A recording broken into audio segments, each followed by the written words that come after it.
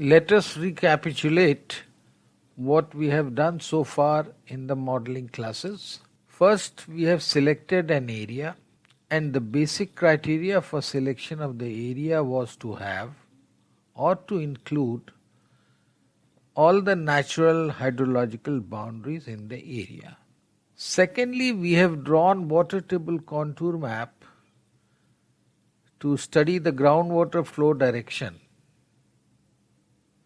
which gave us the possible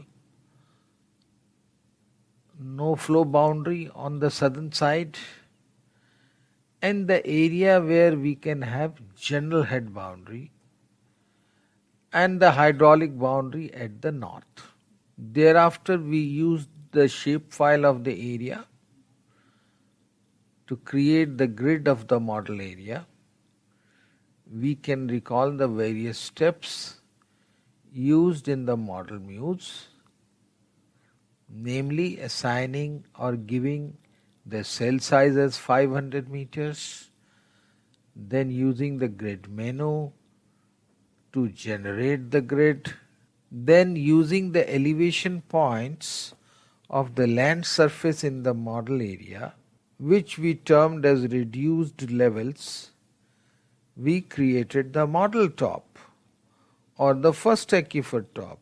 Then, based on the information of depth of dug wells in the area, the first aquifer thickness was considered as 10 meters. Now, to determine the elevation of the first aquifer bottom, we used the formula model top minus 10.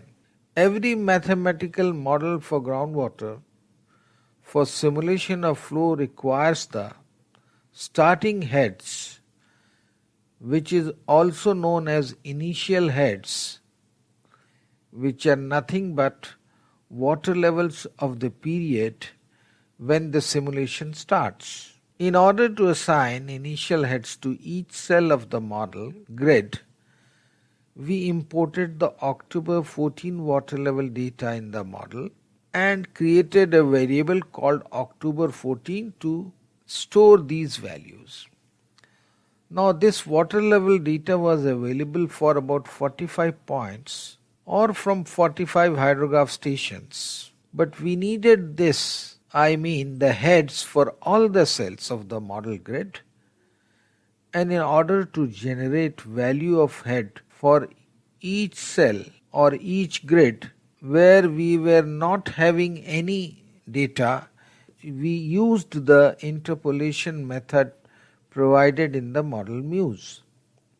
After this, we assigned October 14 variable data to ModFlow initial heads. Similarly, we imported into the model the hydraulic conductivity data obtained after conducting pumping tests on the hydrograph stations and on some additional wells, and a variable called hydraulic conductivity was created to store these values, which were also interpolated to provide value for each cell of the model grid. So this was the total work that we have done so far. Now I will not ask any questions, but invite questions from all of you to clarify your doubts should you have any.